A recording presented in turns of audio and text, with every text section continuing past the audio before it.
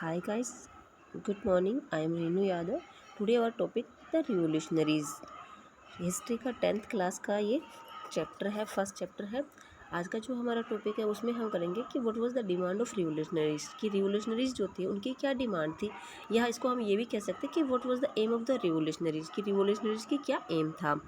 तो इनको हम एक बार थोड़ा सा रिकॉल कर लेते हैं कि जो हमारा लास्ट टॉपिक था वो था क्या, the new conservation after 1815। After 1815 के बाद जो कंजर्वेटिव ग्रुप जो आया था, तो उन्होंने क्या किया था कि वापस जो मोनार्की कॉन्स्टिट्यूशन था उसको हटा दिया गया था और वापस मोनार्की सिस्टम ले आए थे। वही पुराना जो पैटर्न था सारा वही ले आया था। सेंसरशिप लगा दी थी कि कोई भी जो है गवर्नमेंट के खिलाफ कुछ भी बोल नहीं सकता, यदि बोलेंगे तो उनको पनिशमेंट किया जाएगा।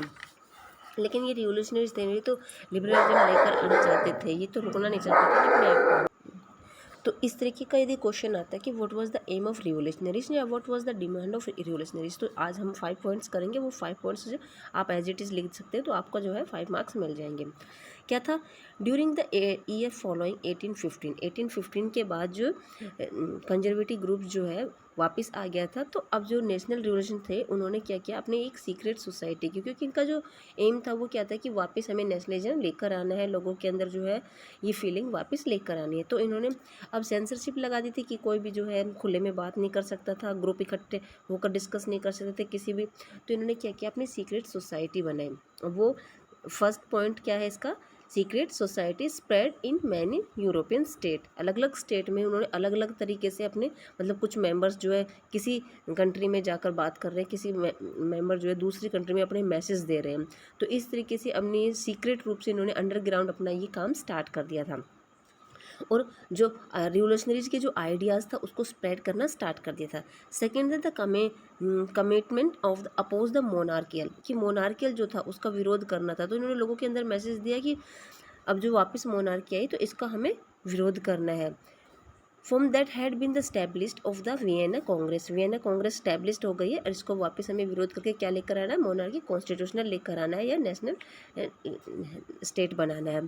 Third the fight for the liberty and freedom, कि हम अपनी एक आज़ादी के लिए फ़ाइट करेंगे। यदि हम फाइट नहीं करेंगे तो विदाउट फाइट हमें जो है आज़ादी नहीं मिलेगी, हम फ्रीडम नहीं हो सकते। तो लोगों के अंदर ये फीलिंग इन्होंने जागृत की। 4 पॉइंट जो है फ्रीडम ऑफ ऑटोक्रेटिक, कि ऑटोक्रेटिक जो ये तानाशाह रूलर है ना, जो अपनी मनमर्जी का कर रहा है, इनसे हमें फ्रीडम होना, फ्रीडम होने के लिए हमें क्या करना है कि एकजुट इकट्ठा होना पड़ेगा। नेशनलिज्म की फीलिंग लाने के लिए सभी के अंदर ये जोश लाना पड़ेगा कि हमें इनको जो है हटाना है, भगाना है, और पावर जो है वो 1 वोट 1 पर्सन के थ्रू लेकर आनी है। और 5 जो था वो था क्रिएशन ऑफ नेशन स्टेट, कि सभी के अंदर जब ये फीलिंग आएगी कि हम अपना खुद का एक नेशन स्टेट बनाएंगे, एक अपने कंट्री बनाएंगे, उसमें सबका एक कल्चर होगा जो कि खुली सांस ले सकेंगे, राजा जो अपनी मनमर्जी नहीं कर सकेगा। तो इस तरीके का जब हमारे आइडियाज़ होंगे तभी हम जो है नेशनलिज्म ला सकते हैं। तो ये थे उनके एम रिवोल्यूशनरीज के, कि उनको क्या करना है। अब इसी का जो एक नेक्स्ट पैसेज जो है वो देखिए, मोस्ट इंपॉर्टेंट क्वेश्चन बन सकता है इसमें से, व्हाट वाज द गुजिपी मेजिनी, कि गुजिपी मेजिनी कौन था। तो इसका आप आंसर लिखोगे कि Giuseppe Mazzini was the Italian revolutionaries, his born was going in 1807। 1807 में इनका जन्म हुआ था। ये एक रिवोल्यूशनरीज थे और इन्होंने क्या किया था कि सीक्रेट सोसाइटी का पार्ट मेंबर बने थे ये। और वो सीक्रेट सोसाइटी क्या थी, कार्बोनरी सीक्रेट सोसाइटी। 1 मार्क्स का क्वेश्चन इस तरीके से भी आ सकता है कि in which secret society Giuseppe Mazzini was the become a member. तो आपको आंसर लिखना है कार्बोनरी। ठीक है। जब ये 24 ईयर्स के थे तो इन्होंने क्या किया कि 1831 में उस सीक्रेट सोसाइटी को छोड़ दिया और अपनी खुद से अलग से सीक्रेट सोसाइटी बनाई, और 2 सोसाइटीज़ बनाई इन्होंने अंडरग्राउंड तरीके से। फर्स्ट नाम था यंग इटालियन इन द मर्सिलाइज और सेकंड था young European in verum.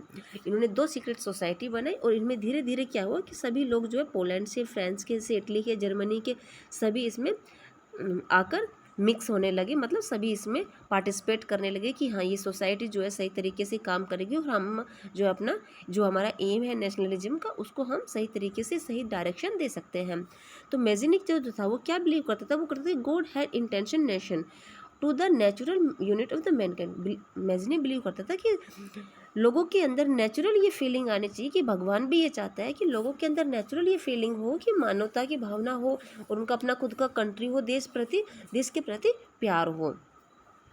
He had the forge the single unified Republic with in the wider alliance of the nation, और जो जिसके कारण जो अलायंस ऑफ द नेशन बने हुए हैं, मतलब जो छोटे छोटे टुकड़े बने हुए हैं उनको वो आए दिन जो है कंजर्वेटिव अपने कंट्रोल कर लेते हैं, फिर अलायंस की जाती है, संधि की जाती है, फिर उनको आपस में समझौता करा के जो है यूनिटी लाई जाती है। ये हमारे अंदर नेचुरली होनी चाहिए, तब हम जाकर अपने रिवोल्यूशनरीज को सक्सेस रूप दे सकते हैं, नेशनलिज्म ला सकते हैं। तो अब जो हमारा नेक्स्ट टॉपिक है ये था हमारा रिवोल्यूशनरीज वाला। इसमें 2 क्वेश्चन बन रहे हैं, एक गोजीबी मेजिनी वाला उसकी सीक्रेट सोसाइटी, और एक बन रहा है what was the aim of the revolutionaries. अब इसके आगे जो है हमारा 3 पॉइंट है वो है the age of revolution in 1830 to 1848 तक। इसमें हम क्या करना है कि जो रिवोल्यूशनरीज थे उन्होंने किस तरीके से उनकी जो डिमांड थी, जो एम था, वो किस तरीके से अचीव किया, या हम इसमें ये भी कह सकते हैं कि जो नेशन स्टेट फॉर्म किए वो किस तरीके से फॉर्म हुए, ये हम इस टॉपिक में करेंगे। तो लेट अस स्टार्ट। जो कंजर्वेटिव जो थे वो क्या कर रहे थे, उन्होंने वापस वही ले आए थे अपना सिस्टम। तो अब इसको थोड़ा सा एक बार रिकॉल करते हैं, फिर आगे चलते हैं। लिबरलिज्म और नेशनलिज्म की फीलिंग उनको वापस लेकर आनी थी, किनको, रिवोल्यूशनरीज को। तो रिवोल्यूशनरीज जो थे ओटोमन एम्पायर के विरोध में थे। आयरलैंड और पोलैंड उस टाइम जो है बहुत पावरफुल के रूप में था, और इन्होंने क्या किया था कि अपने आसपास के जो एरिया तो पूरा कंट्रोल किया हुआ था, क्योंकि रशिया, ब्रिटेन, आयरलैंड और पोलैंड यही तो 4 कंट्री थी ना जिन्होंने वियना की ट्रीटी की थी। अब यहाँ पर एक मिडिल क्लास जो ग्रुप हुआ था, अमेर्ज हुआ था, जो मैंने लास्ट वीडियो में भी डिस्कस किया था कि जो मिडिल क्लास एलिट जो थे वो एजुकेटेड पर्सन भी थे, प्रोफेशंस भी थे, उसमें टीचर्स भी थे, क्लर्क भी थे, मेंबर्स भी थे, और इन लोगों ने क्या किया कि रिवोल्यूशनरीज के लिए सीक्रेट सोसाइटी को और भी अच्छे तरीके से स्प्रेड करने के लिए उठाया कदम। The first upheaval took the place of the French July 1830 में।